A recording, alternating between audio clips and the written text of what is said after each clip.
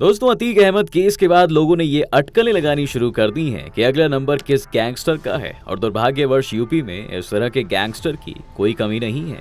ऐसा ही एक गैंगस्टर मुख्तार अंसारी है, जो कई मायनों में अतीक से भी ज्यादा खतरनाक था। क्या है मुख्तार अंसारी की क्राइम स्टोरीज और कैसे वो सत्ता के इतने करीब रहा, आइए जानते हैं आज के इस वीडियो में। बस अंत तक बने रहिएगा हमारे साथ। लेकिन वीडियो शुरू होने से पहले अगर आप चैनल पर नए हैं या आपने अभी तक चैनल को सब्सक्राइब नहीं किया है तो चैनल को सब्सक्राइब करना और बेल आइकॉन दबाना बिल्कुल ना भूलें। दोस्तों, मुख्तार अंसारी कई मायनों में अतीक अहमद से अलग माना जा सकता है। जी हाँ, क्योंकि जहां अतीक अहमद एक छोटे गुंडे से डॉन में तब्दील हुआ था और एक बहुत ही साधारण बैकग्राउंड से आता था, वहीं मुख्तार का केस बिल्कुल अलग है।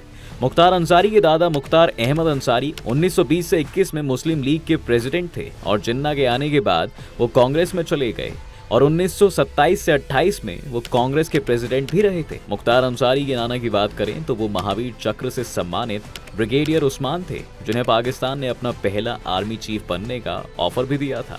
लेकिन उन्होंने भारत में ही रहने का फैसला किया और 1948 में भारत पाक युद्ध में बहादुरी से लड़ते हुए वो शहीद हुए। उन्हें महावीर चक्र तो मिला ही, लेकिन साथ ही में नौशेरा के शेर की उपाधि भी मिली। इसके अलावा देश के पूर्व उपराष्ट्रपति हामिद अंसारी भी मुख्तार अंसारी के कजन बताए जाते हैं। इसलिए मुख्तार का पॉलिटिकल करियर तो बहुत नेचुरल था, लेकिन वो गैंगस्टर कैसे बन गया, इसके लिए कई बार उसकी खुद की गलतियों को भी दोष दिया जाता है। मुख्तार अंसारी की मेन पावर आपको सरकारी कॉन्ट्रैक्ट्स में दिखती है। जी हाँ, 1970 के बाद से ही यूपी और बाकी इलाकों में डेवलपमेंट के लिए सरकार बड़े बड़े इंफ्रास्ट्रक्चर प्रोजेक्ट्स बना रही थी, जिसके बाद सरकार ठेके निकालती थी। यही ठेका लेने की राजनीति फिर आगे चलकर पूरे यूपी को खा गई, क्योंकि कई सारे माफियाज वहां खड़े होने लगे जिन्हें हर हाल में ये कॉन्ट्रैक्ट चाहिए था।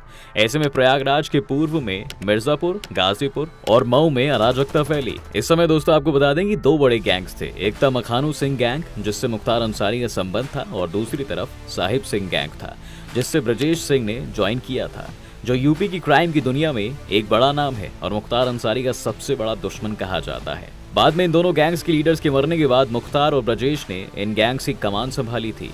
और फिर चाहे वो माइनिंग के कॉन्ट्रैक्ट्स हो या फिर स्क्रैप डिस्पोजल हो या फिर लिकर बिजनेस हो, ये हर जगह पर आपस में लड़ने लगे। मुख्तार अंसारी को अतीक अहमद से ज्यादा खतरनाक इसलिए भी माना जाता है क्योंकि वो मुख्तार अंसारी ही था जो पहली बार यूपी की गैंग वॉर में AK-47 लाया था, और इनके तार दाऊद इब्राहिम और अरुण गावली जैसे मुंबई के डॉन से भी जुड़ते थे।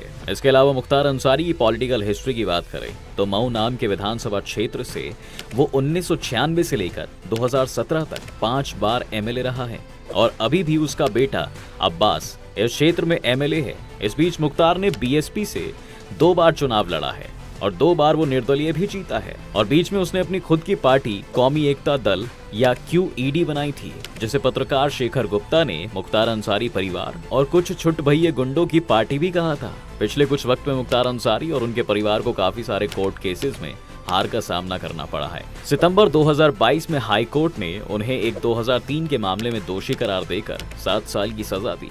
इस केस में पहले एक ट्रायल कोर्ट मुख्तार अंसारी को बरी कर चुकी थी और उसके फैसले को पलटते हुए हाई कोर्ट ने यह फैसला दिया है। ये केस 2003 में SK अवस्थी नाम के एक जेलर पर अटैक करने का था और SK अवस्थी ने यह आरोप भी लगाया था कि जेल में ही मुख्तार ने उनके ऊपर पिस्तौल तानी थी। इसके बाद दिसंबर 2022 में उसे गैंगस्टर एक्ट के तहत 10 साल की सजा भी हुई थी। इसके बाद अभी 29 अप्रैल के दिन मुख्तार अंसारी को 2005 के कृष्णानंद राय मर्डर केस में भी सजा सुनाई गई है। कृष्णानंद राय का केस बहुत ही इंटरेस्टिंग है दोस्तों, और ये यूपी की पॉलिटिक्स को भी अच्छे से दर्शाता है। कृष्णानंद राय ने 2002 में बीजेपी के टिकट पर विधानसभा का चुनाव जीता था, लेकिन खबर ये थी कि इस इलेक्शन में कृष्णानंद राय ने ब्रजेश सिंह के समर्थन से वोट पाए हैं और फिर इसके बदले में ब्रजेश सिंह को भी इस इलाके के अलग अलग सरकारी ठेके मिलने लगे थे। अब मुख्तार और ब्रजेश की दुश्मनी के बारे में तो हम आपको तो बता ही चुके हैं। यही वजह है कि 29 नवंबर 2005 के दिन कृष्णानंद राय पर हमला किया गया। कृष्णानंद उस वक्त एक शादी अटेंड करने आए थे, लेकिन उन्हें फिर किसी ने पास ही के एक क्रिकेट मैच इनॉग्रेट करने के लिए कहा। STF की एक टीम ने उन्हें वार्निंग भी दी थी, लेकिन फिर भी वो बिना किसी बुलेट प्रूफ कार के वहां गए और लौटते वक्त उन पर और उनके साथियों पर 400 से ज्यादा राउंड फायर किए गए। इसमें से 21 गोलियां कृष्णानंद के शरीर पर मिली और उनके साथ 6 और लोगों की जान भी गई, जिन्हें टोटल 67 गोलियां मारी गई थी। ये सभी गोलियां AK-47 की थीं, सिवाय एक गोली को छोड़कर जो एक शॉट गन से कृष्णानंद राय के निचले भाग में मारी गई थी ताकि वो भाग ना सके। इस समय यूपी में मुलायम सिंह की सरकार थी और एक के बाद एक ऑफिसर ने केस से ये कहकर पल्ला झाड़ लिया कि ऊपर से बहुत प्रेशर है। इसके बाद कृष्णानंद की पत्नी अलका राय ने इलाहाबाद हाई कोर्ट में गुहार लगवाई और इस केस को सीबीआई जांच के ऑर्डर दिए गए और केस को भी दिल्ली ट्रांसफर कर दिया गया। लेकिन फिर जब 2019 में इस पर फैसला होना था तो पुलिस के सभी गवाह मुकर गए। किसी ने भी मर्डरर्स को पहचानने से इनकार कर दिया, जबकि इससे पहले पुलिस उन मर्डरर्स की तस्वीरों के पीछे गवाहों के साइन लेकर ये पुष्टि कर चुके थे कि वे उन्हें पहचानते हैं।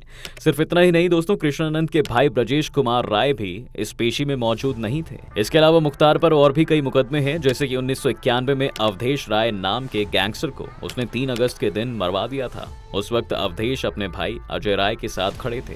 अजय राय का भी एक लंबा पॉलिटिकल करियर रहा है। उन्हें भी क्षेत्र के बाहुबली की तरह देखा जाता है और 5 बार वो भी एमएलए बन चुके हैं, जिसमें से पहले 3 चुनाव उन्होंने 1996 से 2007 के बीच बीजेपी के टिकट पर जीते और फिर 2009 में लोकसभा का चुनाव वो समाजवादी पार्टी से हारे। फिर 2012 में कांग्रेस से विधानसभा की सीट जीते और अब पिछले 2 लोकसभा इलेक्शंस में वो कांग्रेस की तरफ से वाराणसी में नरेंद्र मोदी के खिलाफ खड़े किए गए कांग्रेस के कैंडिडेट रहे हैं। मजेदार बात तो यह है दोस्तों कि चाहे मुख्तार और अजय राय के बीच में दुश्मनी लंबी चली आ रही हो, लेकिन जब 2014 का इलेक्शन था तो मुख्तार ने वाराणसी से अपना नाम ये कहकर वापस ले लिया कि कहीं सेक्युलर वोट बट ना जाएं। वहीं दूसरी तरफ अवधेश सिंह के मर्डर का मामला पिछले 32 सालों से कोर्ट में चल रहा है और अभी तक कुछ फैसला नहीं आया है। मुख्तार अंसारी के अलावा उनके परिवार के भी कई लोग इसी तरह की माफिया एक्टिविटीज में शामिल हैं।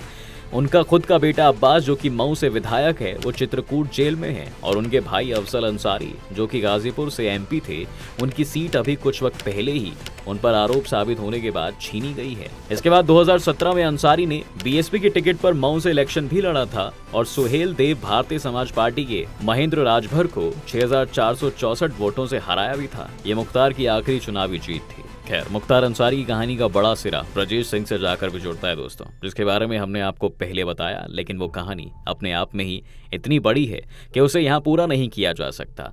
इनका पहला झगड़ा 1980 के दशक से शुरू होता है, जब सौदपुर की एक जमीन के पीछे काफी हिंसक मुठभेड़ हुई थी। फिर 1990 के दशक के दौरान एक 100 करोड़ के कॉन्ट्रैक्ट के लिए भी दोनों गैंग्स के बीच काफी लड़ाई हुई थी। कैसे ये लोग दाऊद इब्राहिम तक पहुंचे और कैसे इनके पास AK-47 आई, अगर आप ये भी सब अगली वीडियो में जानना चाहते हैं तो हमें नीचे कमेंट सेक्शन में लिखकर जरूर बताइएगा। उम्मीद है आपको आज की इस वीडियो में काफी कुछ नया मिला होगा। अगर आपको ये वीडियो पसंद आया है तो वीडियो को लाइक और शेयर जरूर करें और चैनल पर अगर नए हैं तो जाने से पहले चैनल को सब्सक्राइब करना भी ना भूलें।